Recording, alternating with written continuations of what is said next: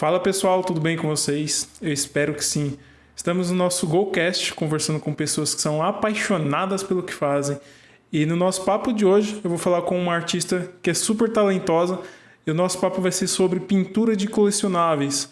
Ela vai mostrar aí um show pra gente. Se apresenta pra gente, fala um pouquinho de você Oi, e gente. Bem-vindos ao podcast. Eu sou a Nayara. Eu sou pintora de colecionáveis e trabalho com impressão 3D há quase 6 anos já. Eu sou um dinossauro do mercado. E a gente está aqui hoje para trocar uma ideia sobre modelagem, pintura, impressão e tudo relacionado a esse hobby. legal. Muito bom, Nayara. Caramba, eu não sabia que você já tinha 6 anos de experiência no mercado. Você começou então antes da pandemia. Uhum. Foi no meio de 2019. Já tem um tempo, é antes do que eu comecei o 3D ainda.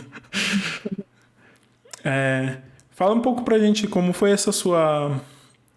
sua trajetória, né? De como que você se encontrou com esse mercado de pintura de colecionáveis, por que você entrou nele, né? O que te interessou? Fala a sua jornada, a sua história de vida, né? De onde você veio aí um pouquinho, como Uhum. que foi essa, né? Saiu ali do ensino médio, aí já se interessava por arte ou não, ou foi de repente, às vezes foi um negócio que você viu, um filme, enfim. Conta para quem não te conhece e quer saber mais da sua trajetória, da sua jornada, essas pequenas curiosidades, né? E, enfim, o papo, a bola é tua, toda sua. Então, na verdade a gente começou, foi eu e meu marido, eu e o Bruno, que a gente começou a trabalhar com 3D. E foi meio que por acaso, assim, a gente começou a morar junto, eu tava no terceiro ano de terapia ocupacional, né, na faculdade. E aí o meu sogro queria dar uma impressora 3D de presente de aniversário pro meu marido, porque pra ele fazer alguma coisa, né? E aí a gente começou a fazer. Como eu tava fazendo terapia ocupacional, eu queria fazer próteses, órteses, essa coisa mais voltada para a área da saúde, mas o Bruno sempre foi apaixonado por colecionáveis, Warhammer, D&D, jogo de miniatura. Então, desde que a gente comprou a impressora, ele já estava com a mentalidade de fazer boneco. Eu achava que a gente ia fazer outra coisa. A gente começou com uma Ender 3, aquelas 8 bits bem antiguinha, né? E importamos da China, demorou 1 milhão de anos para chegar. E a gente começou a fazer por dinheiro mesmo, porque a gente era bem lascado de grana, então a gente tinha um orçamento super apertado ali, o dinheiro contadinho para pagar a internet. Então a impressora veio como uma renda extra, e a gente começou fazendo plaquinhas de identificação para cachorro. O meu marido ele modelava, né, no Tinkercad as plaquinhas de cachorro, colocava o número da pessoa lá, de telefone, o nome do cachorro, fazia os formatinhos de coração, de ossinho, e a gente saía vendendo essas plaquinhas pela cidade, assim, até a gente conseguir juntar uma grana, comprar a segunda impressora, aí juntou mais uma grana, né, comprou a terceira impressora. Até que chegou meados de 2020, eu tinha uma fazenda com 12 Ender 3, né? Um monte de Ender 3 que eu fazia muito boneco, a gente fazia muita coisa de Resident Evil.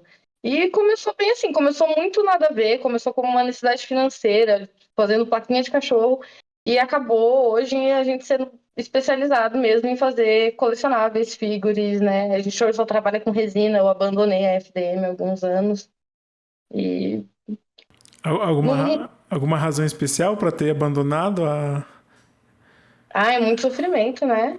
É muita dor e Porque, sofrimento. porque assim, fala para quem é para alguém que é ignorante quanto eu, que não sei muito do uso das impressoras, por que é tão problemático? Porque impressão 3D é uma coisa muito mecânica, né? Eu gosto de brincar com o pessoal que tem muito mais de bruxaria e mágica no 3D do que tecnologia e ciência. Porque você tá ali com 1 milhão de eixos mexendo, um bico esquentando, uma temperatura, extrusando um pedaço de plástico, né, numa precisão absurda em cima de uma mesa aquecida. Então tem 1 milhão de variáveis que pode dar errado, sabe? E quando a gente trabalhava com FDM, as impressoras eram muito mais antigas, elas eram muito mais simples, elas não tinham nada automático, elas eram todas mecânicas. Então, sei lá, às vezes não colava na mesa, dava errado. Aí, às vezes, entupia o bico, dava errado. Aí, quando tava dando tudo certo, saía o tubo de Teflon, desencaixava o Teflon, e aí o filamento ficava lá enrolando, virava aquele bolo em cima da impressora e dava errado. Aí, quando tudo dava certo, acabava a luz. Então, era uma sucessão, assim, de muitos possíveis erros. Como a FDM é muito mecânica, né? Ela depende muito ali de uma precisão dos eixos, de uma precisão de temperatura e tudo mais. Ela tem muito mais potência de dar erro do que a resina.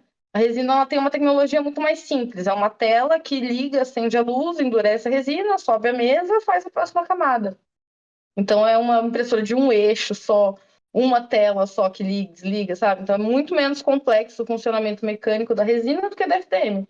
Então dá menos trabalho, dá menos manutenção, é mais rápida. Então eu abandonei a FDM. Entendi.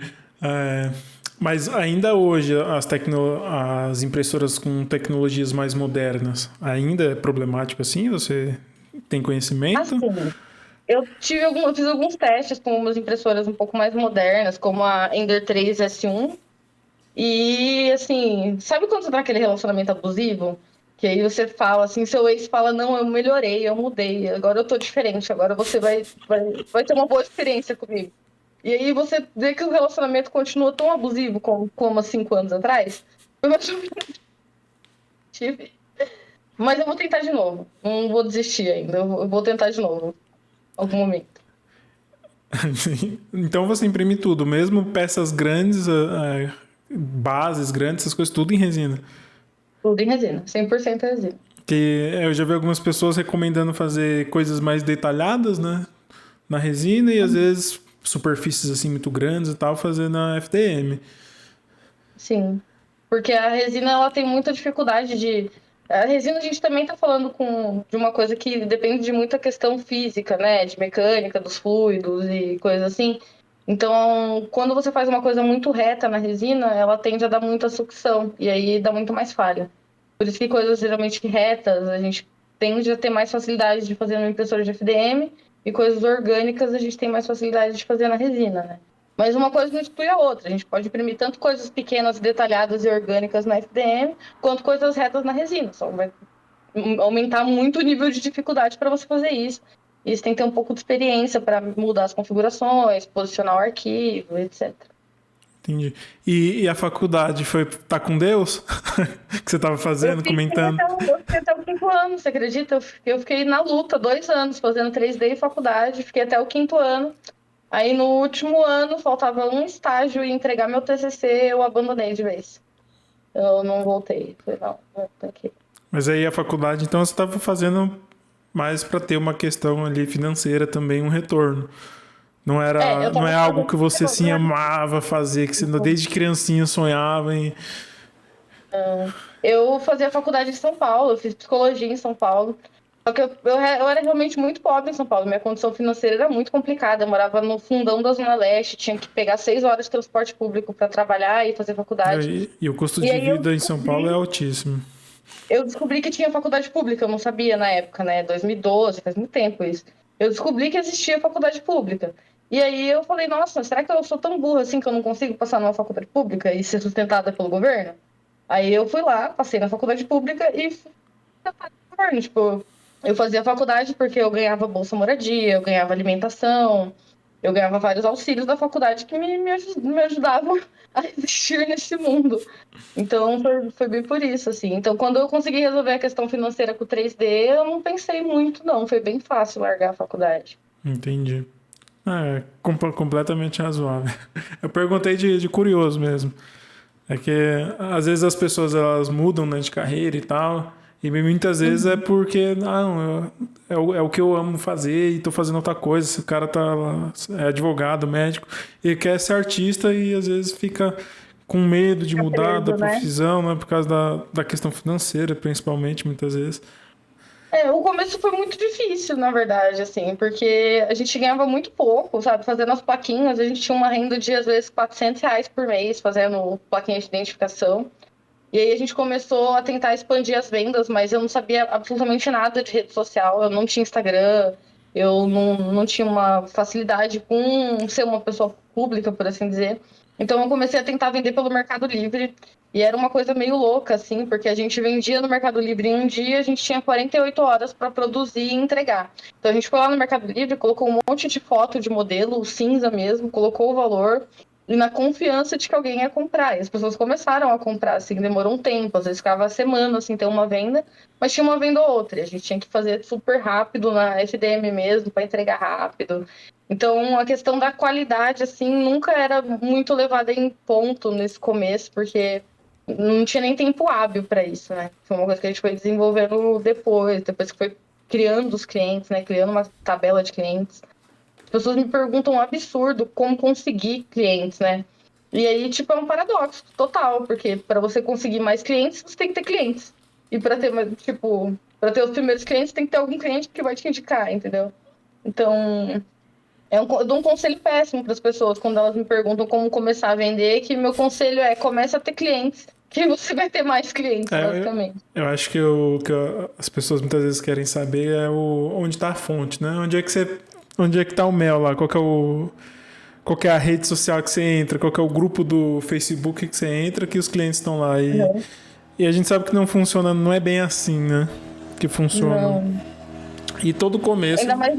todo começo vai ser muito complicado, vai ser difícil mesmo, né? Você construir ali a sua marca, o produto, tudo que você precisa, e tendo reconhecimento, né? Começar a ser vista, né, pelas pessoas. Eu acho que é bem por aí mesmo. Ainda mais no nicho do colecionismo de figures, né? Porque a gente é muito dividido em nichos, né? Eu acredito que, por exemplo, você no nicho da modelagem vai conhecer e saber muito mais dos aspectos do seu nicho da modelagem. Eu, como estou na pintura, fico mais em volta nesse negócio da pintura. E o colecionador não é diferente, eles têm o grupo deles. Então, quando você começa a fazer um trabalho bacana e aí um colecionador posta você, te indica, fala nos grupos, sabe? É mais ou menos que esse marketing do boca a boca que funciona muito melhor do que qualquer rede social. Tipo, a rede social em si não importa. O importante é que alguém esteja falando, nossa, olha, eu comprei o boneco dessa pessoa, gostei muito da qualidade, é muito legal, muito bacana, vou comprar outro, vou falar pro meu amigo, sabe? Vou dar de presente pro meu primo e por aí vai. Principalmente como é um produto muito de manufatura, né? É um trabalho em cima do outro. Eu acho que fica difícil as pessoas simplesmente irem na vitrine e falar, vou comprar. Elas realmente têm que confiar, né? Acreditar que elas vão receber aquele negócio do jeito que foi apresentado para elas. Sim, exatamente.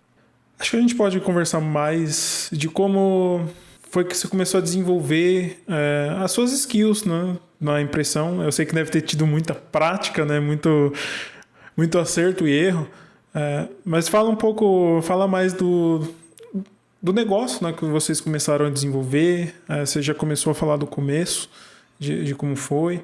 Mas fala pra gente como é que o seu negócio lá de plaquinhas virou o negócio que você tem hoje, né?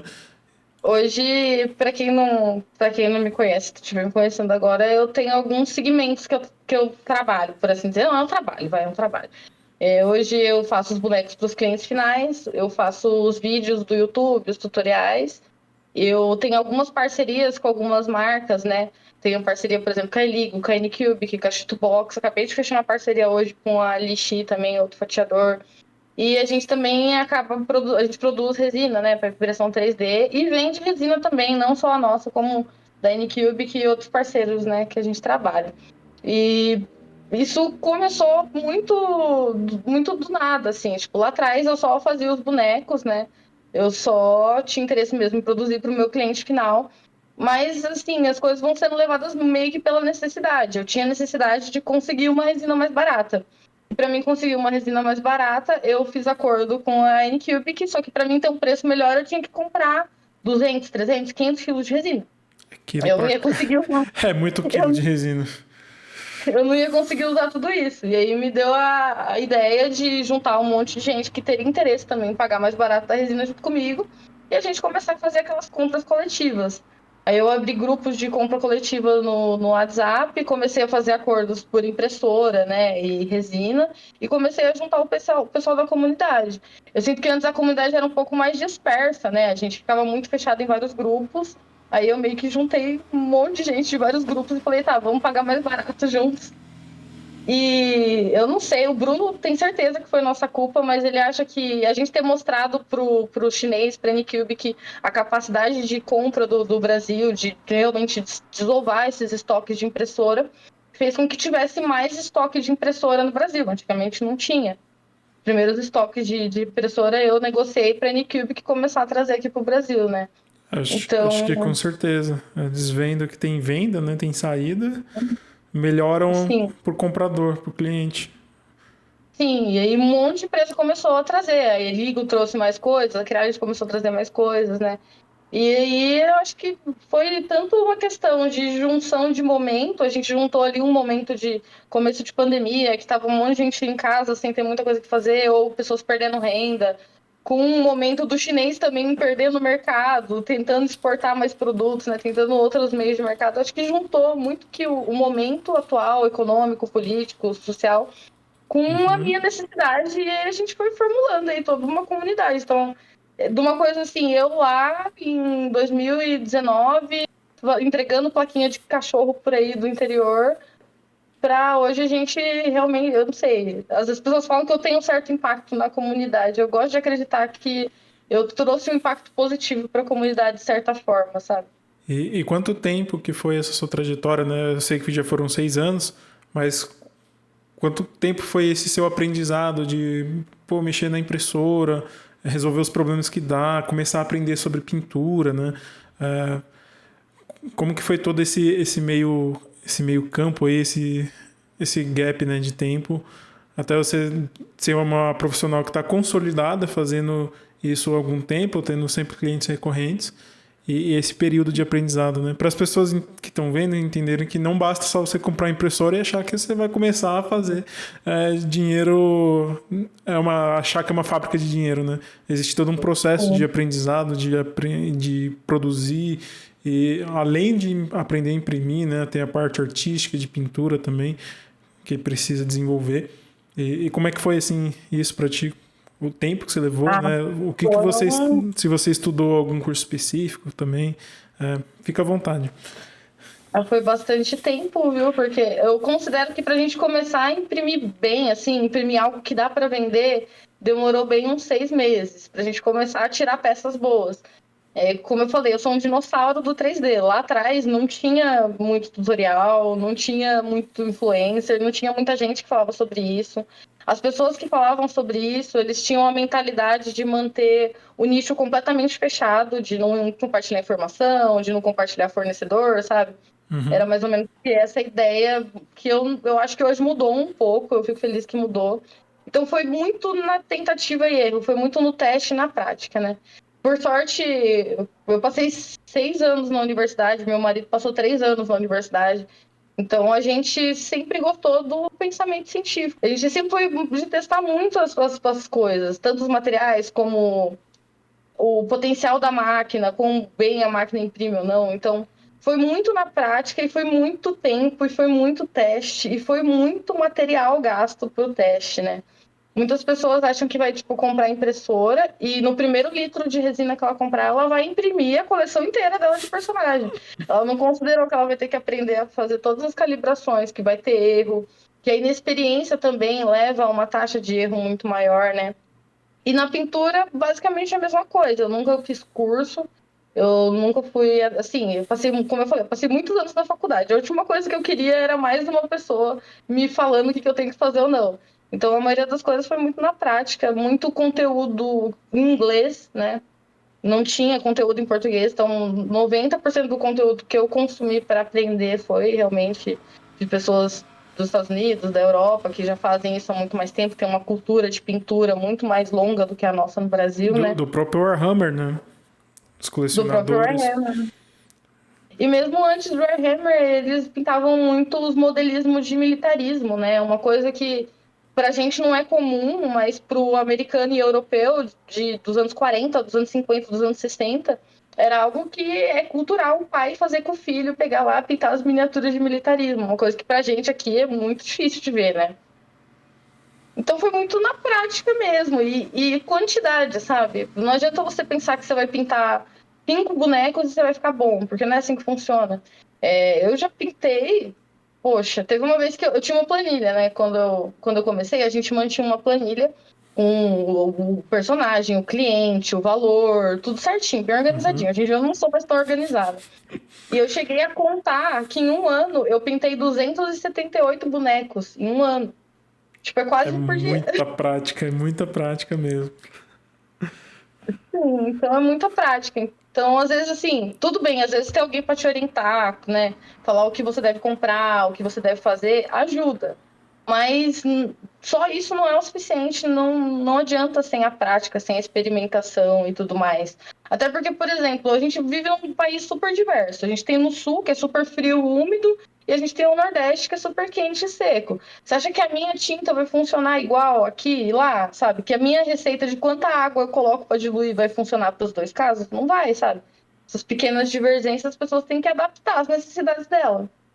Então, eu não gosto muito de receita pronta, nem de ensinar receita pronta, quanto que alguém me ensine uma receita pronta, porque eu acho que isso limita muito o conhecimento. É muito melhor quando você entende os processos para você poder aplicar de maneira mais abrangente. Entendi, Enfim, perfeito. Algo mais para acrescentar? eu falo demais, né? Não, a gente está aqui para isso, é para lhe ouvir. O pessoal já me ouve demais, já estão cansados. Para quem. Vamos supor que eu quero começar a imprimir. Né? Eu aqui achei. Eu vi a conversa aqui, assisti o papo, comentei lá que gostei muito, que vi as suas esculturas pintadas lá, achei incrível, já quero comprar 10, quero fazer 20 para mim. Ok, tô todo animado.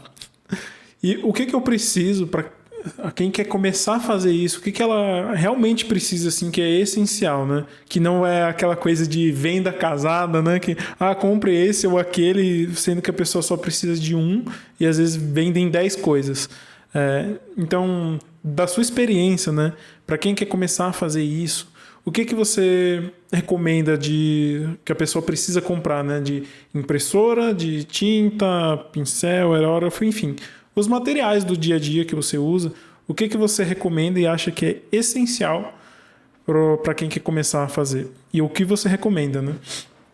O primeiro ponto é estabelecer bem o nicho, né? A gente tem duas principais tecnologias para impressão 3D, que é a fio de filamento e a de resina. E apesar de a gente chamar tudo de impressão 3D, as duas funcionam completamente diferentes, são dois universos diferentes, assim. Os fatiadores são parecidos, o resultado é parecido, mas o mecanismo por qual essas impressoras funcionam é completamente diferente. Então, é por isso Só que a explica pessoa uma coisa. Só explica o fatiador, o que é. Fala pro pessoal. É o software, o que é que eles fatiador precisam? é um programa que a gente utiliza, a gente chama de slicer, né? A gente pega os arquivos 3D, que pode ser .object, .stl, enfim. Você pega o arquivo 3D bruto, você precisa colocar ele no seu fatiador para ele ficar pronto, no formato correto e nas configurações corretas para ser um arquivo imprimível, né? Um arquivo 3D ele não é impresso por si só, ele precisa de um fatiamento para se tornar compatível com a impressora. Então, esse é o fatiador que a gente usa. Então, a pessoa tem que saber primeiro o que é o uso que ela quer fazer da impressora. Se ela quer fazer, por exemplo, miniaturas de menos de 20 centímetros, nunca vai fazer sentido a pessoa comprar uma impressora de FDM. E vai ter muita gente, vai ter muitos canais, vai ter muito conteúdo que vai querer enfiar uma impressora de FDM nessa pessoa, porque, sei lá, a comissão que ela ganha é maior na FDM do que na resina. Ou o patrocinador dela é de FDM, não é de resina, sabe? Então, Então, desculpa, pode falar. não pode. Tá. Então, a primeira coisa a se fazer é saber qual o tipo de produto que você vai criar. Então, o que categoriza melhor os produtos em FDM e os em resina? Eu gosto de dizer que a FDM ela funciona melhor para partes funcionais e partes de prototipagem que tem superfícies muito retas ou peças muito grandes. Então, peças muito grandes, muito retas e que sejam funcionais, eu recomendo sempre a FDM. Quando você, por exemplo, umas pessoas já vieram me chamar querendo comprar resina para fazer caneca para a pessoa usar, para a pessoa vender no Mercado Livre e alguém usar, tomar naquela caneca, sabe? E isso, a pessoa nunca poderia fazer isso com uma resina. A resina é tóxica. Não importa se você curou, se você não fez, ela vai continuar sendo tóxica. A não ser que você faça uma preparação do material. Então, tipo, por exemplo, se a pessoa quer fazer um utensílio de cozinha, ela nunca deveria pensar em resina, porque ela só vai ter como produzir materiais tóxicos e nocivos à saúde que ela não vai poder utilizar, entendeu? Já se ela quer fazer miniatura, ela vai ter muito mais dificuldade, a curva de aprendizado dela vai ser muito mais sofrida se ela tiver uma FDM, né? Então, às vezes a pessoa pensa, eu não vou comprar resina porque resina é tóxica, eu tenho que usar álcool. Mas se você for fazer colecionáveis, boneco, e você for fazer isso na FDM, você vai sofrer absurdo, entendeu? Você tem que levar isso em consideração sempre. Então, considerar que tipo de produto, o tamanho do produto que você quer fazer e a utilidade desse produto que você quer fazer.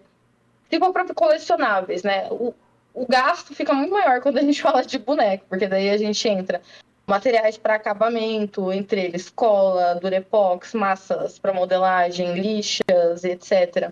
Aí tem o primer, as tintas. E tinta a gente pode falar desde uma tinta bem baratinha, como nem tem aqui, na verdade, minha tinta é do cara. Uma tinta bem baratinha, como uma Acrylex da vida, ou uma tinta super profissional, como uma Golden, que é material artístico, sabe? E aí E o céu é o limite. são tintas à base de água, em óleo? Qual que é a tinta mais usada? A mais usada é a acrílica, mas tem muita gente que também trabalha com as tintas automotivas, né? As tintas poliéster. E eu também trabalho com tinta óleo. Mas tinta óleo são poucos artistas que eu vejo trabalhando. Mas você pode usar basicamente qualquer tinta, sabe? Tinta é tinta. Não sendo guache e aquarela, você pode usar qualquer uma.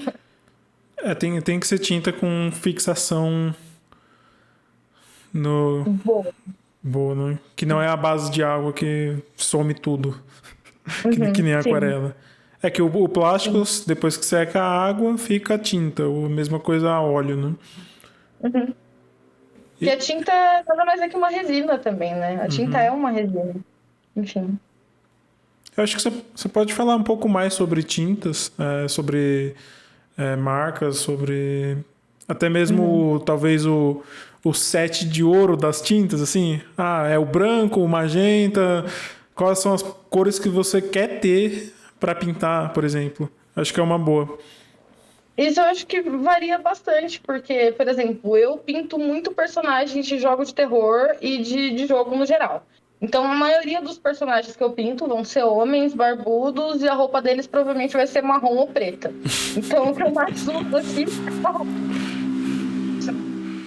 Inclusive, depois que eu virei pintora, marrom virou uma das minhas cores favoritas, assim, né? Agora eu tenho todo um conhecimento sobre, esse marrom é quente, esse marrom é frio, esse marrom. Então, assim, marrom tem uma infinidade de marrons. Então, por exemplo, para mim é uma infinidade de marrons. Eu uso muito marrom. Mas se você for pintar, por exemplo, personagens mais coloridos, mais Disney, você vai precisar de uma paleta de cor mais colorida, assim. Mas, no geral, eu acho assim, cor, eu não uso muitas cores. Eu sei que eu tenho uma quantidade meio insana de tinta aqui, é meio... Eu nunca contei, mas eu devo ter, brincando, umas 600 ou 700 tintas. Mas eu uso sempre as mesmas 20 cores. Sempre as mesmas. Nunca mudo. Então, eu compro muita tinta e eu recomendo as pessoas não fazerem isso. Ela vai comprando o que você vai usando, depende muito do tipo de personagem que você pinta. E também, por exemplo, quando você começa a fazer um personagem, a tendência de vir outra pessoa e pedir outro exatamente igual é maior. Você vai acabar repetindo aquele personagem mais vezes, né? Porque acaba sendo um catálogo e aí que ela acaba atraindo o cliente para pedir aquela mesma coisa. E de marca, eu gosto muito de Vallejo. Vallejo é a minha marca favorita de tinta. Só que pro Brasil é inviável, assim. É R$ 70 um potinho de Sim, tinta. Então, não dá. Eu compro por quê? Porque eu tenho amigo na gringa, tenho amigos na gringa. Se você não tem dinheiro pra ir pra gringa, tem amigos que tenha, entendeu? Que já ajuda. e quando Porque lá ele viaja, já traz o presente, né? Exatamente, você já cobra, você já vê que a pessoa vai. Eu tenho uma amiga que todo ano ela vai para os Estados Unidos, então toda vez que ela vai, ela traz um kit de Golden para mim, toda vez. E aí eu vou fazendo o meu kit, porque se fosse para comprar no Brasil, eu não compraria. Esse pote de tinta no Brasil custa R$ 360. E não dá. Quem que vai pagar? Tipo, dá para comprar 4 tintas com salário mínimo, sabe? Não é viável. Mas lá fora é barato, lá fora é muito acessível, pra gente não é. Então, daqui eu gosto muito das tintas da Silver Bright, que é essa marquinha aqui. É bem baratinha, custa R$ 10 cada pote. E eu acho que ela é a que mais se assemelha a Vallejo no acabamento. Ela fica muito boa, se você souber diluir, souber usar bem. O que acontece é que ela é difícil para quem não tem experiência, Ela porque é, ela é uma pasta. mas Tá vendo? Tá cheio. ela é com água também ou é outro produto? Ela é a base de água Diluído. também. Ela é extremamente grossa. Ela é tipo uma pasta, assim. Então você tem que saber diluir para usar ela. Mas ela é muito boa. Das nacionais é a melhor tinta que eu considero das nacionais. Muito bom. As baratas.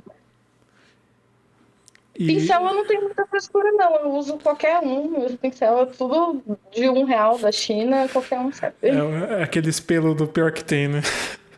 Aqueles que É, é 10 por R$ 1, né? Tipo, mas funciona, tá bom. Funcionar é importante. eu Ainda acho. mais agora eu tô pintando mais com aerógrafo ultimamente. Tô tentando inserir o aerógrafo nas minhas pinturas, então. Já que você citou o aerógrafo, o que você tem para falar sobre o aerógrafo e o uso dele, né, para pintura das estátuas, o quão ele é importante, né, para fazer efeitos específicos, para cobrir o boneco e, né, fique à vontade de falar de marca, ou modelo, ou qualquer coisa do tipo também. Eu uso aquele compressor. Ele tem um até aqui, cadê? Ali no chão. Eu uso um compressor pequenininho da OneTools. Vou pegar ele. É esse aqui, Qual que é a tá pressão? vendo? A pressão dele é quanto? Ele vai até 50 PSI, mas ele nunca chegou em 50 PSI, não. Ele diz que ele vai. Mas eu geralmente uso ele 15, 20 PSI, então ele não precisa ser tão forte. Eu uso o aerógrafo da Steula, o BC61 da Steula, que tá aqui.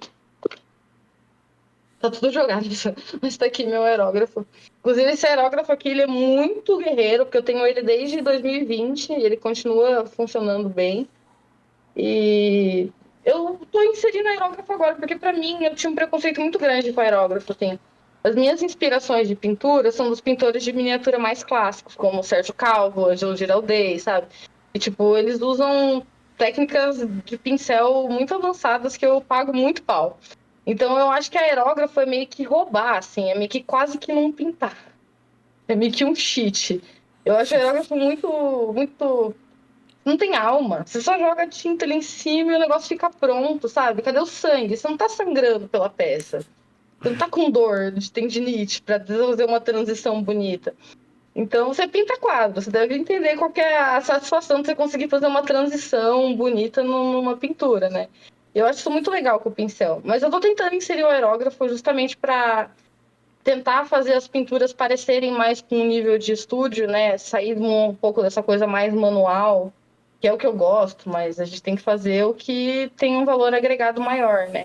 Então aquela peça que vai parecer mais com uma Prime One vai ter mais valor do que aquela peça que tem marcas de pincel, tá muito mais colorida, mas vai ter marcas de pincel, enfim. É, Então, concordo bastante. É sobre o quão um produto ele é. Aliás, é quão ele tem realmente esse aspecto de produto final, né? Acho que o que você falou do aerógrafo se aproximar com grandes marcas que a gente já tem, né? Como da Prime One. uhum, Eu acredito que o melhor cenário mesmo seria um mix, né? E aprender o que dá para fazer de melhor com o aerógrafo, sem abandonar o pincel, claro. Eu acho que você sim, juntar as técnicas, né, e as ferramentas, acho que você vai conseguir um trabalho cada vez melhor mesmo. é o melhor resultado. É que eu gostava da parte difícil. Falar, é difícil, eu consigo fazer. Sabe aquele orgulhozinho bobo de, nossa, isso é tão Sim, difícil, mas eu consigo fazer. o Então, desafio, né, de fazer é, a satisfação, né, da recompensa de fazer algo difícil. sim. Que eu tenho esse problema com bonecos. Tipo, eu não consigo pintar dois bonecos iguais da mesma forma. Tipo, eu pinto um usando técnicas, aí eu tento pintar o outro usando técnicas e materiais completamente diferentes para chegar no mesmo resultado. E que não faz sentido nenhum, tipo, eu já tenho a fórmula para chegar no resultado, porque eu tô inventando, mas enfim, ser humano, né? Ser humano. A questão da experimentação, né, é válida, né? Você está aprendendo, querendo ou não, você está aprendendo e descobrindo mais técnicas Uhum. e melhorando. Diferente de alguém que Assim, fazer sempre a mesma coisa do mesmo jeito, acaba não tendo essas descobertas, né? sim. Eu aprecio muito o processo do aprendizado, né? Então, às vezes as pessoas me têm como referência, como alguém que ensina, mas muitas vezes nos meus vídeos eu tô mais querendo mostrar o que, que eu tô experimentando, que eu tô aprendendo junto com a pessoa que tá ali comigo assistindo o vídeo, do que eu estar numa posição mesmo de autoridade, sabe? Porque muitas vezes eu tô fazendo um vídeo de uma coisa que eu tô fazendo a primeira vez, sabe? Como que eu tô ensinando algo que eu nunca fiz? Não existe isso, sabe? Então, eu me vejo muito. As pessoas me veem como alguém que ensina, mas eu sei que eu tô aprendendo e eu tô muito no começo ainda de aprender. Eu tenho 6 anos, beleza, 6 anos é bastante tempo. Mas tem muita gente que pinta 15, 20 anos, né? Então, eu ainda sou uma aprendiz perto de pessoas assim. E eu tô um pouquinho à frente perto das pessoas que tá começando, né? Enfim. Bom, a gente falou sobre a impressora, falamos sobre a tinta, o aerógrafo. Falta mais alguma coisa que é importante para quem vai começar a fazer, que é material super necessário, assim, que não pode fazer falta? Pior que eu acho que não. Que é simples assim, sabe? Às vezes as pessoas tipo, dificultam muito, falam, eu só vou conseguir pintar quando eu tiver um aerógrafo. Eu só vou conseguir fazer uma pintura bonita quando eu comprar aquela tinta cara que eu não tenho, sabe? E eu acho que não tem muito a ver com isso, não. Acho que é realmente bem básico. O difícil mesmo é começar, porque você fica muito perdido, é muita coisa, e você tem que aprender muita coisa de uma vez. Por exemplo, você comprou uma impressora hoje, você vai ter que aprender a lidar com a impressora, a lidar com o álcool, a lidar com a cura, a lidar com o fatiador, a lidar com a pintura, né? Então é muita coisa. Então eu acho que o menos é mais quando você está começando, sabe? Vai pelo essencial, pelo mínimo que dá para ser viável. No marketing digital, né, a gente chama muitas coisas de MVP, né? Que é o produto mínimo viável. Então vai no MVP que é sucesso.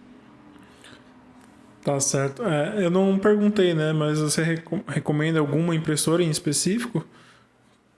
Que ela Ah, costuma. Das que você hoje, já usou, assim, que você fala, essa aqui é bem confiável, não dá tanto problema. hoje eu tô trabalhando bastante com a Eligo Saturn 3, né? Que é a Eligo Saturn 3 Ultra. Ela é uma ótima impressora, só que ela é uma impressora já um pouco mais cara e grande, ela é bem grande. Então, às vezes, se você quer só testar, ela não é a melhor impressora para você. Mas se você tem certeza que você quer começar de cara com boneco, ela é uma impressora excelente. De FDM eu tô muito por fora, eu não compro há muitos anos. E eu sei impressora que eu não indico, que são as impressoras de resina da Creality. Elas dão muita dor de cabeça. Elas são bem mais difíceis de calibrar, tem compatibilidade de software, tem uns bugs, assim. E como eu vendo resina, eu acabo dando assistência para muita gente. E 90% das pessoas que vêm me pedir ajuda, que não tá conseguindo imprimir, tem uma bendita de uma Riot Made. Então, quem tá aí recomendando a Riot Made, pelo amor de Deus, para de recomendar ou começa a atender os clientes de resina para ajudar eles a imprimir, porque eu não aguento mais, essa impressora dá muito problema. Um grito de socorro ao vivo. Meu Deus, socorro. Deixa Eu tenho eu. aquela também, mas começar qualquer uma serve, qualquer uma imprime, sabe? Era legal, a gente tava conversando sobre as impressoras e tal. E uma coisa que eu não perguntei, né? O que é considerado uma impressão pequena e uma impressão grande? E eu acho que você já pode responder essa pergunta mostrando alguns dos modelos, né, que você separou para mostrar, que está aí com você, e falar de algumas particularidades, né, experiência que você teve com esses modelos. Ó, uma impressão pequena, o que eu considero uma miniatura seria isso aqui. Até 75, 90 milímetros, para mim, é uma impressão pequena, é o que eu consideraria uma miniatura. Agora, essa eu vi que está aqui, eu já fiz ela na escala um pouquinho maior que 1:10, ela tá, né? Tá com uns 20 centímetros, mas como ela é mulher, ela deveria ter uns 16. E eu fiz essa impressão aqui, todas elas, na verdade, inclusive a miniatura foi feita na Saturn 3 Ultra. E uma impressão grande, na verdade gigante, que eu até usei outra impressora que eu tenho para mostrar aqui, é essa base que eu tô fazendo do Griffith. Vou colocar minha cara aqui do lado, tem um parâmetro gigante. É muito grande mesmo. E eu fiz ela na M3 Max, dá pra ver que ela é uma peça única, ó, não teve cortes, tá vendo? Eu enchi ela com espuma expansiva. E demorou 36 horas e 53 minutos para fazer essa peça aqui na M3 Max. Bem demorada, bem grandona. Mas dá pra fazer coisa grande na resina também, né? Como um exemplo disso aqui. Só precisa de uma impressora muito maior e mais lenta, que é o caso da M3 Max. E esse modelo que eu tô vendo na asa? É a Gargolha. Não é da minha época, tá? Quem conhece pode comentar aí. Um monte de gente falou, nossa, eu assistia quando eu era criança. Não lembro, não é da minha época. Eu assisti quando criança. E o modelo que eu faço os testes de impressão pro K3D Studio, né? Esse aqui foi um teste de impressão que eu fiz pra ele. Aqui parece um modelo pequeno até, mas por causa das asas, do tanto de peça, ele acaba sendo uma impressão até que grande. Deu 2 mesas de impressão para tirar essa peça aqui. Então, parece pequeno, mas deu trabalho. Continuando, né, falando sobre nossa conversa do trabalho e tudo mais. Fala pra gente, e vocês como estúdio, né, vocês têm planejamento, quais são os próximos passos, né? O que vocês sonham fazer daqui pra frente? É continuar fazendo impressão? Vocês querem expandir, fazer peças diferentes, experimentar outras coisas? Como que vocês têm... Qual é a prospecção de vocês? Eu queria poder fazer. Eu tô migrando já para esse modelo em que eu faço menos encomendas e faço um pouquinho mais dos modelos que eu gostaria de fazer, né? Até para poder melhorar, treinar na pintura. Porque quando a gente fica muito na nossa zona de conforto, não evolui muito, né? Então, Sim. eu tô há muito tempo na minha zona de conforto, fazendo sempre as mesmas coisas. Então, eu queria sair um pouco da minha zona de conforto nessa questão de produzir bonecos diferentes. Mas o Bruno, ele tem o sonho de fazer um jogo. Ele gostaria de fazer um jogo. De De tabuleiro? RPG. Uhum. Então, o que ele gostaria de fazer é um jogo. Então, vira e mexe, ele tá fazendo planos e tal. Não saiu muito do papel, não. Mas o que ele gostaria de fazer pro futuro é um jogo de RPG mesmo, de mesa. Legal. No estilo Warhammer? Provavelmente ele falou que ele queria misturar Warhammer com mechas, com Gundam. Queria Warhammer com Gundam, entendeu? Legal, muito legal. Bom, espero que saia do papel, saia dos planos e daí dê certo, né? A parte de impressão eu sei que vocês já estão garantidos. Com certeza. Falando de outra coisa que é muito importante e que tem tudo a ver, né, com o seu dia a dia, é sobre a parte do envio, né? Conta pra gente as mazelas que você já viveu aí com os correios, algumas, né? Não conta todas, senão eu sei que vai precisar de muitas horas. Mas fala dessa dificuldade, né? Que é enviar uma peça e ela chegar inteira. E como você faz para se precaver também disso, né? Um pouco. A gente, como eu que estou trabalhando há muito tempo com envio por correios, a gente já viu um pouco de tudo, né? Você sabia que quando uma encomenda é roubada, ela realmente aparece lá que ela foi roubada? Aparece lá, objeto roubado, no seu aplicativo? Eu não sabia. Mas é assim que eles te avisam, eles falam, ó, foi roubado. Mas a gente já teve de tudo, já tive desde objeto sendo roubado mesmo, roubado, até parar na alfândega, né? Para quem não sabe, tem alguns estados que tem alfândega estadual, como João Pessoa, né? E parou na alfândega, eles cobram a taxa tirada da cabeça deles para você pagar uma taxa pro produto. Que absurdo. Seguir caminho. E fora essas mazelas, assim, mais pontuais, que eu acho que poucas pessoas passaram, acho que foi mais comigo mesmo ter coisas roubadas no correio. E foi no Rio de Janeiro, é claro que foi no Rio de Janeiro. Se alguém for te roubar, vai ser no Rio de Janeiro, pode ficar tranquilo. Desculpa aí aos meus amigos cariocas, é verdade. E chegar quebrado é muito complicado, ainda mais quando você trabalha com longas distâncias, né? Eu cheguei a ter muitos clientes do Amazonas, do Rio Grande do Norte. Tinha um cliente que eu mandava pedido para ele pro Rio Grande do Norte. E sempre chegou quebrado. Tipo, não teve nenhuma encomenda que eu mandei para muito, muito longe, assim, que chegou completamente perfeito estado.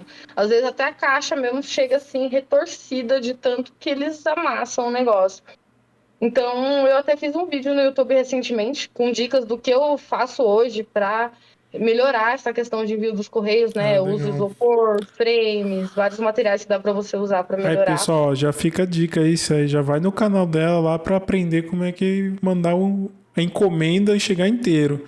Você vai descobrir se ela usa uma caixa de aço ou não, e como é que é feito o processo. O link vai estar na descrição. Pode continuar. E realmente é uma coisa assim que é complicado porque eles realmente não tomam muito cuidado, sabe? E às vezes, na minha experiência, se você colocar o adesivinho de frágil, não ajuda, piora. Acho que o entregador ele fala, fica com raiva. Ele olha para o adesivo de frágil, ele fala, nossa, que raiva, é esse mesmo que eu vou quebrar hoje, sabe? Então, é alguns macetezinhos, mas no geral você pode colocar o seguro, né? Usar o seguro dos correios, orientar o seu cliente, porque o seguro do correio também é uma coisa péssima. Se o cliente recebeu o produto, você não consegue mais usar o seguro. Para você usar o seguro, o cliente tem que ou recusar a encomenda para o entregador ou mostrar que está danificado na frente do entregador. Não é basicamente impossível você conseguir o seguro. Então, sim, tem clientes compreensíveis, clientes que vão colar seus bonecos também ajuda, porque os correios é complicado, assim. Quando for distâncias menores, sempre optar por Sedex, né, que diminui o tempo do transporte, melhora um pouquinho. Mas é complicado, assim. Eu passei um mês no Japão, né? Não sei se você chegou a acompanhar, mas eu fiquei um mês no Japão, né? E é tão diferente Legal. como as pessoas de serviços tratam as coisas no Japão, sabe? Até o cara do mercado, ele pega. Eu ia tacando as minhas compras na caixinha do mercado, assim, de tudo quanto é jeito. Aí chegava lá no caixa, o japonês, ele pegava cada comprinha, arrumava, assim, milimetricamente, fazia um Tetris, ficava tudo organizadinho, assim. Tem um cuidado muito maior com as encomendas. E é uma coisa que eu vejo que falta da nossa cultura, de ter cuidado e respeito com a coisa do outro, assim, no geral. Uhum. Então, tipo, se é do outro, não é problema meu. Então, eu posso tratar do jeito que eu quiser, sabe? E então, você tem que agir, né? Cuidar da sua encomenda com o pressuposto, né? Já na sua cabeça, de que quem tá entregando não vai tomar cuidado. E é sua obrigação fazer com que chegue inteiro. É um pouco triste, mas não tem muito o que fazer. E piorou muito esse ano. Esse ano tá um pouquinho pior. Inclusive, muitas encomendas minhas estão vindo abertas, violadas e tal. Então, só por Deus. Encomendas que você enviou ou que você recebeu? Que eu Então, recebi. bom, é o clássico caso do Brasil, né? Péssimos serviços, preços muito altos. É. E é regra, né? Não é exceção, a regra é essa. E a gente aceita, normaliza, né? Ninguém entra com processo, ninguém fica entrando com pedido de ressarcimento. E aí a gente fica sempre não resolvendo os problemas e eles continuam aí, né? Infelizmente. É difícil processar o Estado quando ele mesmo que julga a causa, né? É, Mas pois é. então você não conseguiu achar alternativas viáveis, Perfeito, não. não tem empresas privadas que conseguem fazer esse serviço. Não. Eu Eu fiz sei que em São Paulo tem o Lalamove, né?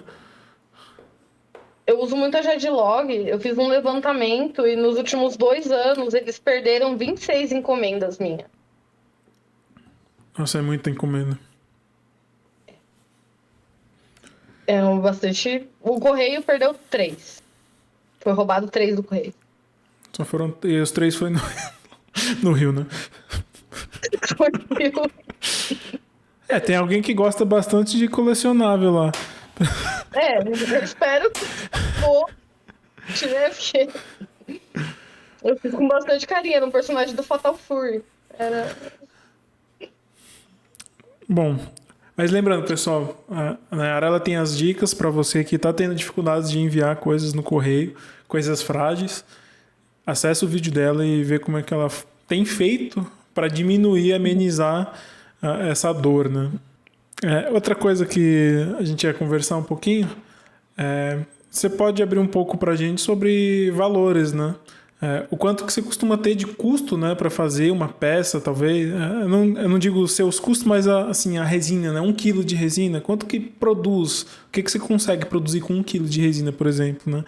E falar um pouco de valores, né? De como é para você, pelo menos. E para quem quer trabalhar com isso, né? Se ela realmente consegue ganhar talvez o dinheiro que ela está pensando, né? Hoje, 1 quilo de resina da que eu uso, né, custa em média 130 a 150 reais o quilo da resina. Eu acho que 1 quilo de resina deve dar para produzir umas Será que dá pra fazer umas 3 dessas? Acho que umas 2 ou 3 dessas com 1 quilo de resina. Eu vendi ela por R$ 400, então 1 quilo de resina aí, se eu vendesse 3 delas, por exemplo, daria um lucro de... Um lucro não, né? Daria R$ 1.200, que é um lucro de R$ 1.000 aí, né? Por quilo, mais ou menos. Mas não é uma coisa muito exata, né? Impressão 3D dá errado. Então não é sempre que aquele 1 quilo vai render exatamente aquele tanto de peça, porque Uhum. pode dar errado, pode ter problema, às vezes tem que refazer, tal.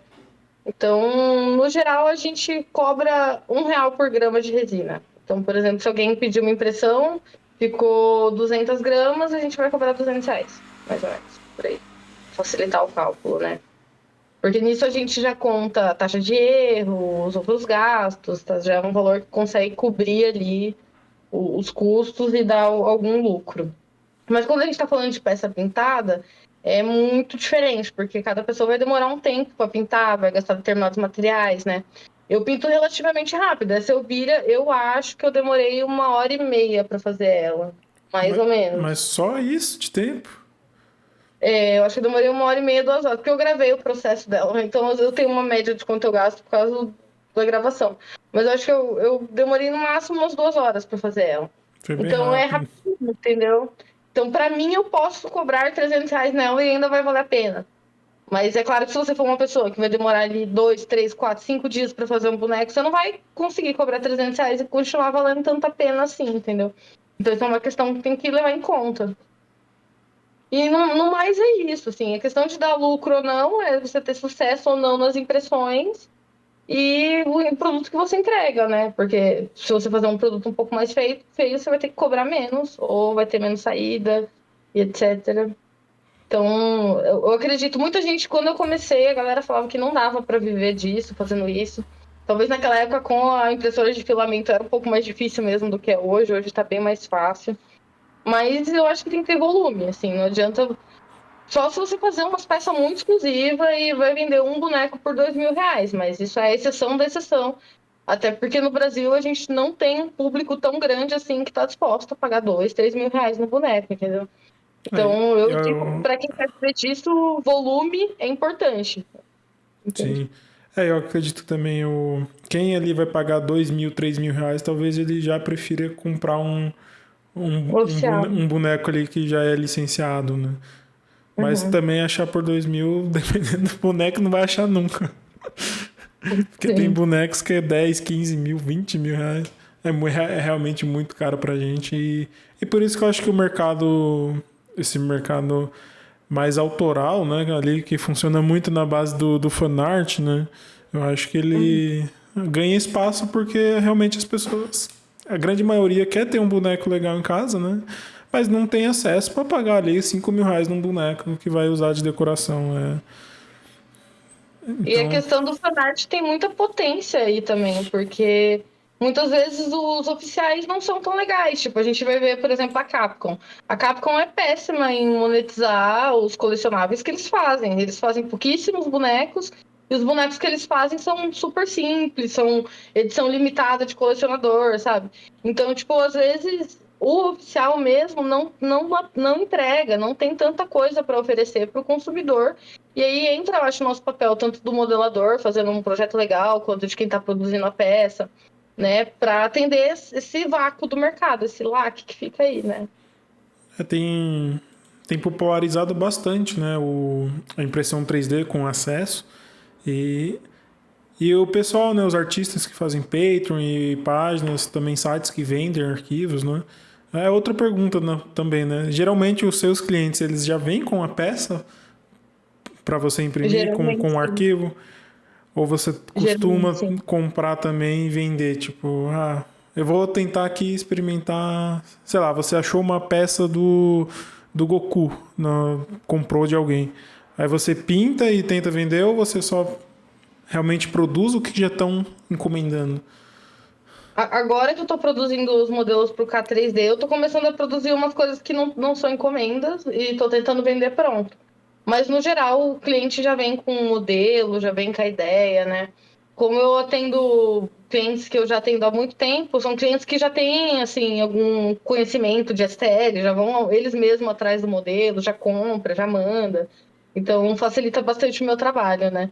Mas para quem está começando, é muito difícil o cliente saber. Muitas vezes vem um cliente com uma foto achando que é você que vai fazer a modelagem, que você que vai imprimir, que você que vai pintar, que com a foto você consegue fazer tudo, né? E E, não é bem assim que funciona. e tudo isso por Então, R$ 100 ainda, né? Geralmente o cliente que é assim é a pessoa que acha que é isso, né? Que é barato. É barato, rápido e fácil, que nem pastel. é igualzinho. E aí já. Então, muitos clientes, quando eles não vêm com modelo, é aquele cliente que vem com a foto e acha que eu vou fazer a modelagem. Aí falo, olha, eu não faço modelagem, eu mando para algum modelador que eu conheço, né? Ou falo para a pessoa, não faço, procuro um modelador. Mas, no geral, as pessoas vêm com modelo, facilita muito meu trabalho, muito mesmo. Podia vir com modelo e com a referência, às vezes já facilitava mais, mas só o modelo já ajuda bastante. Ah, muito bom. É, bom, para você que é uma pessoa que não sabe muito do mercado, saiba que tem alguns processos, né? Primeiro tem o concept, né? O desenho, ou seja, o que for ali, a imagem que você está querendo. Aí você leva para alguém que é modelador, um artista 3D ou tradicional, ele vai esculpir isso.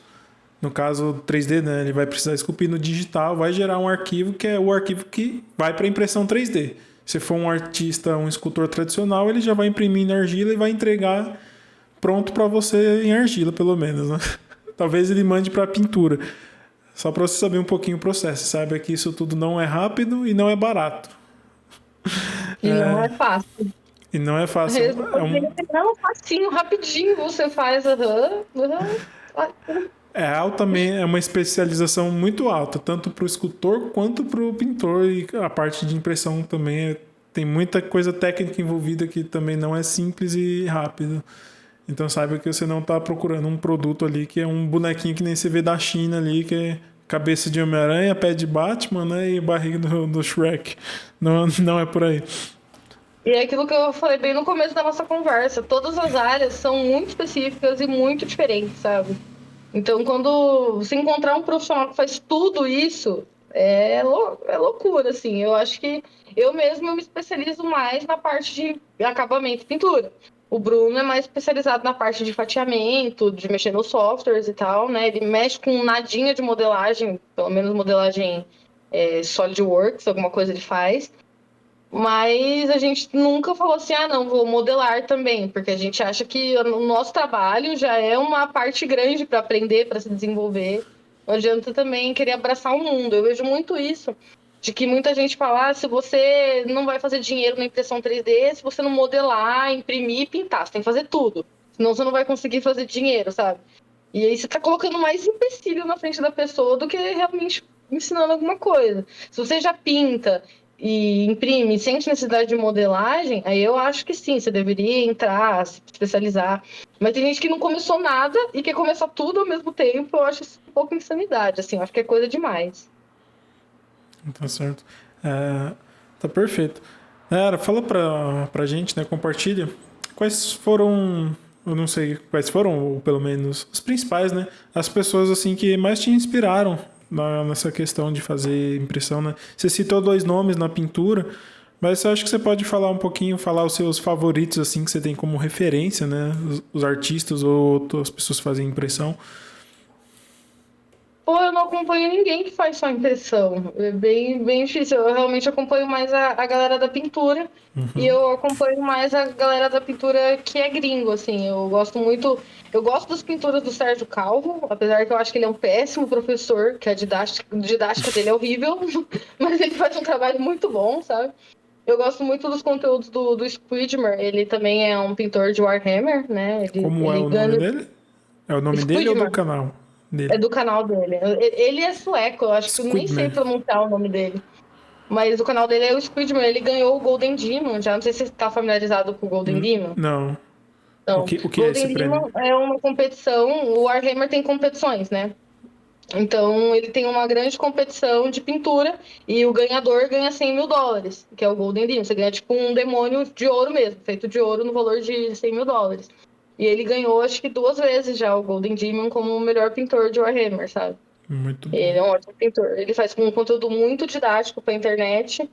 E, pô, eu só sigo realmente pintores gringos. Eu sinto que a galera pintora brasileira, eles preferem vender curso. Eles preferem não fazer um conteúdo realmente abrangente, que realmente ensina na internet, para poder cobrar por mentoria ou fazer curso. E eu não gosto muito dessa pegada, por isso que eu acabo vendo mais a galera gringa mesmo, porque eles ensinam tudo, eles não têm pudor. Tanto é que minhas parcerias também, como eu falei, eu tenho parceria com a Chito Box, com a N-Cubic, com a Iligo. Agora eu vou fechar uma parceria com a Lixi, que são fatiadores. E são tudo com marcas gringas, com chineses, porque eles são mais profissionais na coisa, sabe? Se eu for falar, eu sou parceiro do Chito Box. Eu posso vir aqui na live e falar, ó, eu acho que o Chito Box é uma merda, ele trava demais. Você vai fatiar um arquivo, demora 1 milhão de anos e ele vai errando suporte, sabe? E eu posso falar isso sem medo nenhum. Já que quando você trabalha, por exemplo, com patrocinadores brasileiros, fica essa coisa assim, você vai usar o meu material e não vai usar do outro. Você vai falar bem de mim e vai falar mal do outro. E eu não curto muito essa pegada. Então, eu não gosto muito de como os brasileiros negociam as coisas aqui no Brasil. Por isso que eu me inspiro nesses pintores gringos, eu faço acordos com os chineses, assim, que eu acho que as coisas são mais transparentes, são mais práticas de trabalhar, assim. Acho que eu mudei de assunto um pouco. Não, tá tudo bem. Não se preocupa. Mas é compreensível. Bom, eu acho que a gente já estamos num bom tempo, né? Estamos avançando um pouquinho. A gente pode falar duas coisas, né? Não sei se você tem uma peça favorita. Se você... Não, eu odeio tudo que eu faço. Você não tem nenhuma assim que foi um marco pra você? Quando eu falo peça favorita, não necessariamente precisa ser a mais bonita ou a mais vendida, mas geralmente é uma peça que tem, por alguma razão, um valor sentimental. Às vezes foi um grande contrato que você fez naquela peça, às vezes foi um salto em conhecimento que você teve. Se você tem alguma peça assim, fala pra gente dela. E se você ter ela, mostra também, né? Eu não tenho ela. E isso. Isso pode ser história ruim, vai ser só história ruim. Mas, assim, a primeira peça minha que foi um marco foi um Gavião Negro que eu fiz. Foi uma das primeiras peças que eu fiquei meio famosinha, assim, nos grupos de colecionador, sabe? Que eu fiz um Gavião Negro, ele ficou lindo e eu cobrei muito barato nele, porque eu era muito inexperiente, sabe? E eu cobrei, tipo, R$ 400 naquele Gavião Negro na época, era uma peça de 50 e poucos centímetros enorme. Aí, o cara usou as minhas fotos para vender o meu Gavião Negro no grupo por R$ 2.000. E aí, não tinha nem chegado o boneco para ele. Aí eu fiquei puta e eu cancelei o envio. Só que eu só consegui cancelar o envio da base. No final, ele recebeu o boneco. Ele não me pagou, ele me deu calote. E ele vendeu minha peça muito mais caro do que eu cobrei para ele. Ele não pagou nada, ele me deu completamente o calote. Mas o que aconteceu? Eu fiz um barraco na internet. E aí eu consegui vender outro Gavião Negro, assim. Mas eu lembro que foi uma peça que me marcou, porque eu fiquei bem conhecida por ter feito um trabalho muito bom. Ao mesmo tempo que eu não ganhei nada, tomei o calote, foi uma experiência horrível. Pô, mas que chato, né? É muito ruim quando a gente lida com pessoas assim que são completamente desonestas e estão ali prontas para dar o golpe, né? Ele já fez a mentalidade de dar o golpe, sabe? Ele pediu pra mim fazer em 2 envios, sabe? Agora eu já sou um pouco mais esperta com isso, já acho que eu não caio nessa novamente, pelo menos. E um outro trabalho que me marcou, mas me marcou por causa de dor, sofrimento e lágrimas, foi quando eu trabalhei pra Fujini.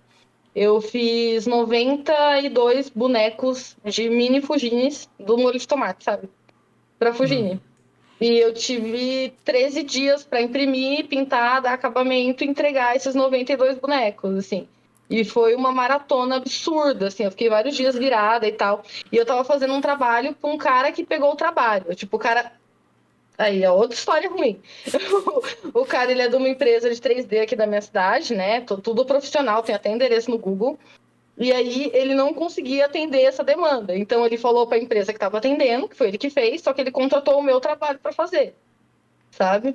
E aí depois ele postou falando que foi ele que fez o trabalho, sendo que foi eu, e todo mundo viu, porque tem live minha no YouTube pintando os bonecos, aí foi todo mundo xingar ele, falando, esse trabalho foi a Nayara que fez, seu mentiroso, não foi você.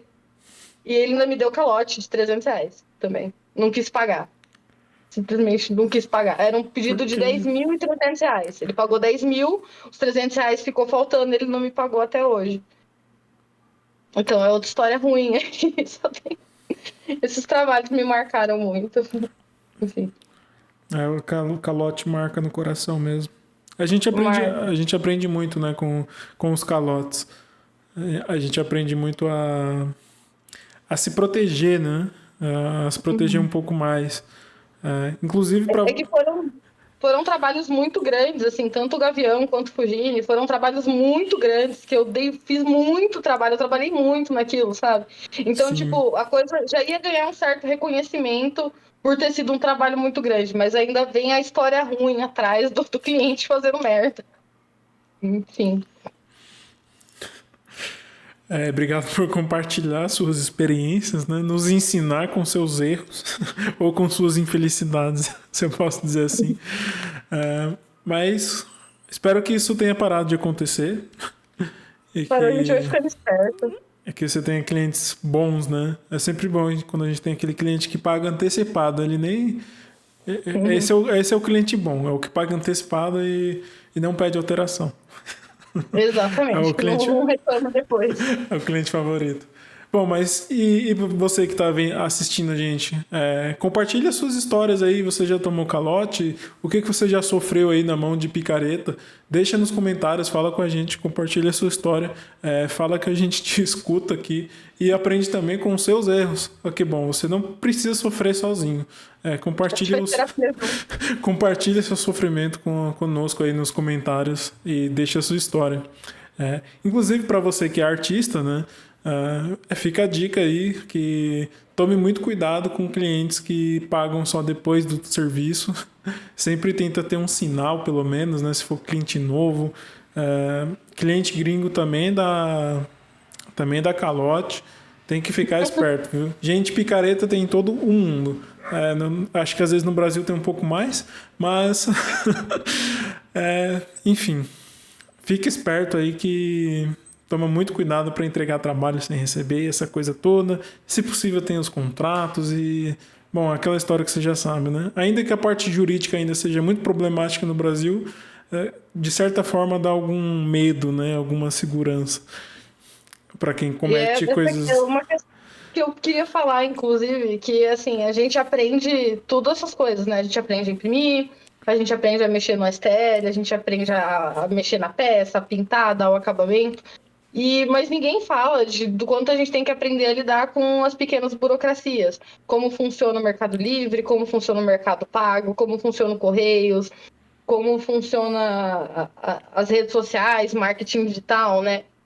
Então, se você é um hobbyista e está querendo entrar no 3D só para se divertir, pintar, brincar, beleza, você não precisa se preocupar com nada disso. Mas se você quer ser um profissional disso também, tem todas essas outras questões, né, que permeiam o produzir na internet, vender na internet, trabalhar com produtos digitais ou não, que você vai acabar tendo que aprender, assim. E acho que isso foi o que eu mais aprendi diferente nos últimos 2 anos, foi internet, marketing digital, redes sociais, né? E é importante, querendo ou não, deixar essa dica aí. Não aprenda só a pintar, você tem que aprender as coisas chatas também. É verdade, é um ponto importante que você tocou. A gente, às vezes, né, o artista, né? Eu acho que muito do Brasil, né, que a gente não tem na educação básica essas coisas, mas aprender a mexer com dinheiro, aprender coisas burocráticas, aprender sobre leis, tudo isso faz parte do negócio, né? Se você quer fazer dinheiro com isso, realmente empreender, e comprar e vender e produzir, também precisa aprender a administrar as outras coisas, além das questões de imposto e por aí vai, né? Que a gente não quer nem falar para não chorar, mas precisa aprender. E Acho que tô superando a taxa do AliExpress ainda, não superei, tô digerindo. A taxinha do amor.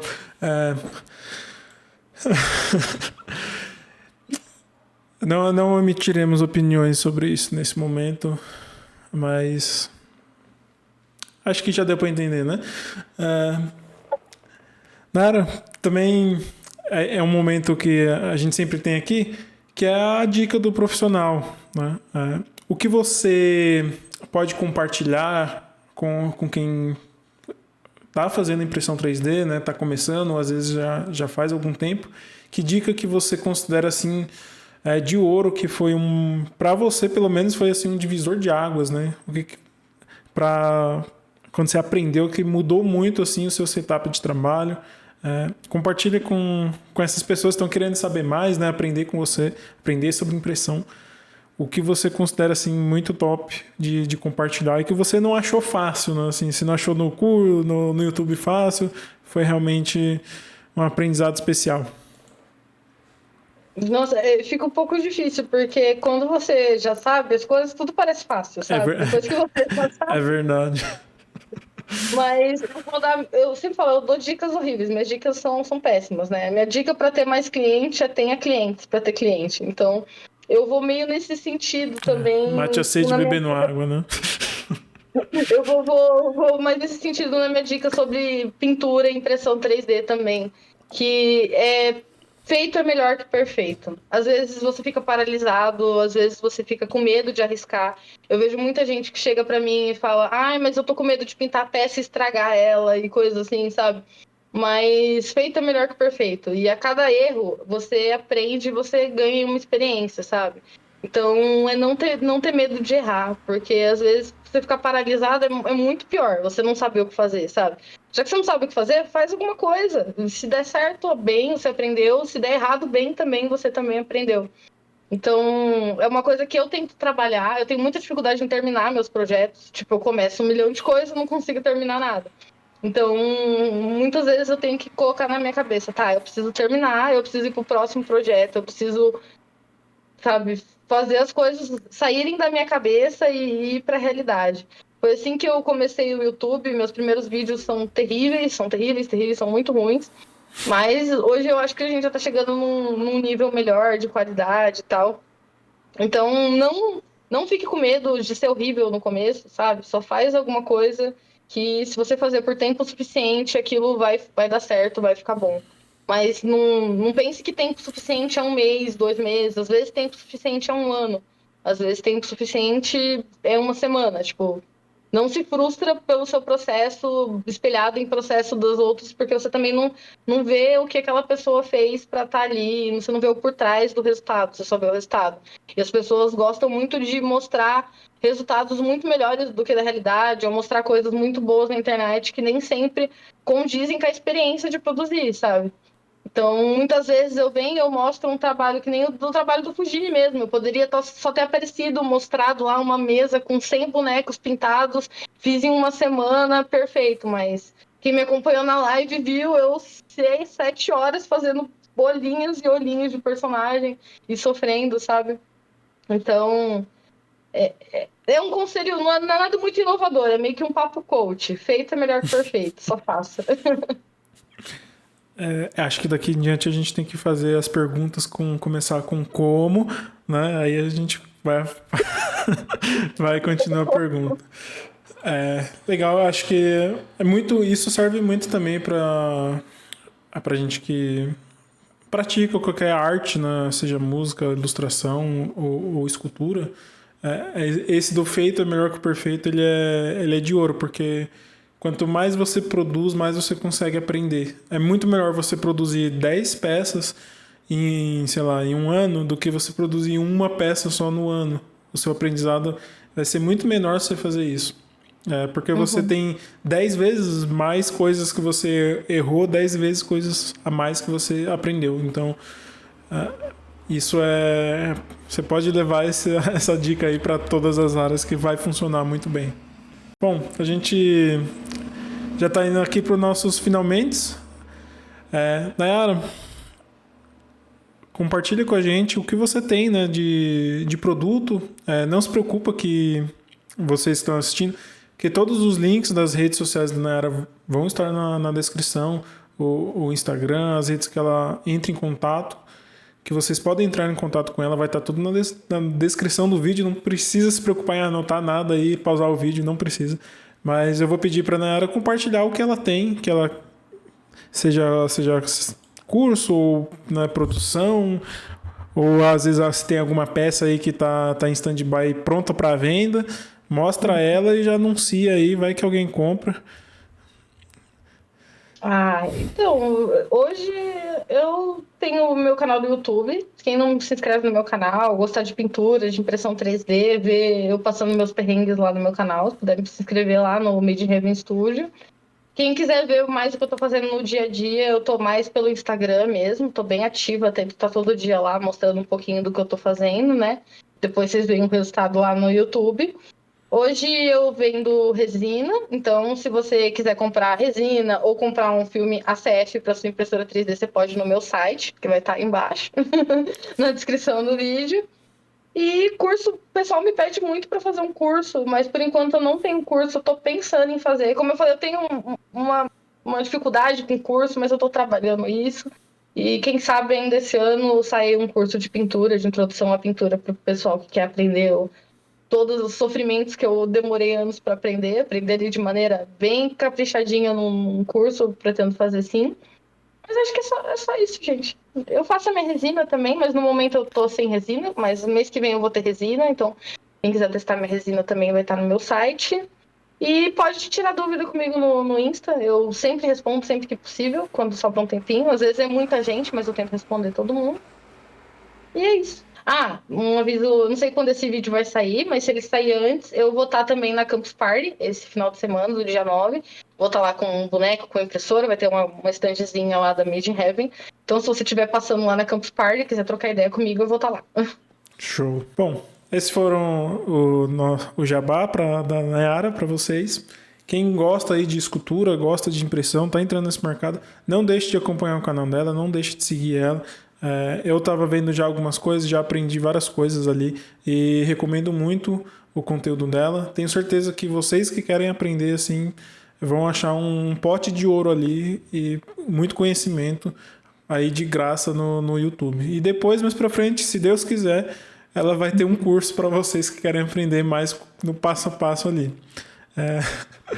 Bom, a gente está indo para os nossos finalmente. Nayara, eu quero te agradecer pelo papo, né, por disponibilizar esse tempo para a gente conversar um pouco sobre a impressão 3D, a pintura de figuras e colecionáveis, compartilhar da sua experiência, né, disso tudo que você carrega e aprendeu ao longo dos anos. Te agradeço imensamente pelo papo, por se dispor e, bom, eu já vou me despedindo e peço para você se despedir também do pessoal.